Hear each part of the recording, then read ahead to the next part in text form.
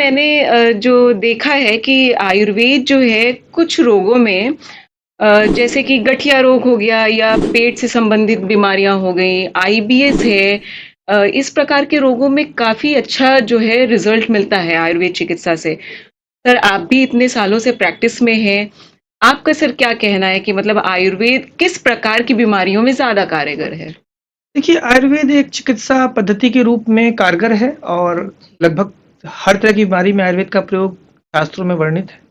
पर जो आज की आधुनिक जीवन शैली है, जिसमें हमारे खान-पान का और हमारे जीवन शैली में जो बदलाव आए हैं, के कारण से जो लाइफ़स्टाइल डिसऑर्डर्स बढ़े हैं जी।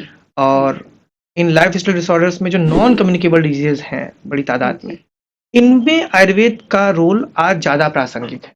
क्योंकि और चिकित्सा पद्धतियाँ भी हैं, जो इन्फेक्टिव डिसऑर्डर्स में कहीं ज़्यादा इफ़ेक्टिव हैं।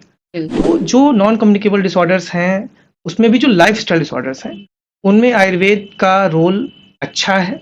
अगर इनको प्रयोग किया जाए तो ये रिहैबिलिटेटिव केयर में, हेल्थ प्रमोटिव एस्पेक्ट में बहुत बहुत अच्छा रोल प्ले करता है। जी। देखिए, आयुर्वेद ये मानता है कि जल, वायु, देश, काल ये हम्म, हमारा स्वास्थ्य इन पर निर्भर करता है। बिल्कुल हमारे बिल्कुल। पर्यावरण पर हमारा स्वास्थ्य निर्भर करता है। यथा लोके तथा पिंडे, जैसा डेफिनेटली प्रकृति सर। में वैसा शरीर में है। जी।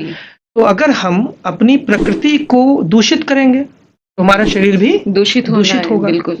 तो हमारे वातावरण का, हमारे जो पर्यावरण है, उसका प्रभाव सकारात्मक या नकारात्मक हमारे स्वास्थ्य पर पड़ता है।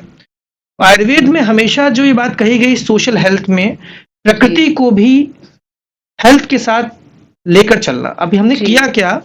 हमने अपने मटेरियलिस्टिक पर्पज से नेचर और स्पिरिचुअलिज्म से अपना कनेक्ट तोड़ दिया है। तोड़ दिया। अब हो क्या रहा है, हमने प्रदूषण के स्तर को बहुत बढ़ा रखा है। अभी राजधानी जी। का जो दिल्ली हालचाल की रहा, हाँ, बात राजधानी चले का जो तो हालचाल रहा और देश के कई हिस्सों में लोग परेशान हो रहे हैं। उसमें उनकी सीधे कोई गलती नहीं है, मतलब वो कुछ गलत खा के परेशान नहीं हो रहे हैं, लेकिन हमारी जो ओवरऑल एक्टिविटी है, जी। उसकी वजह से जो प्रदूषण का स्तर बढ़ा है, उससे हर व्यक्ति परेशान है। जी।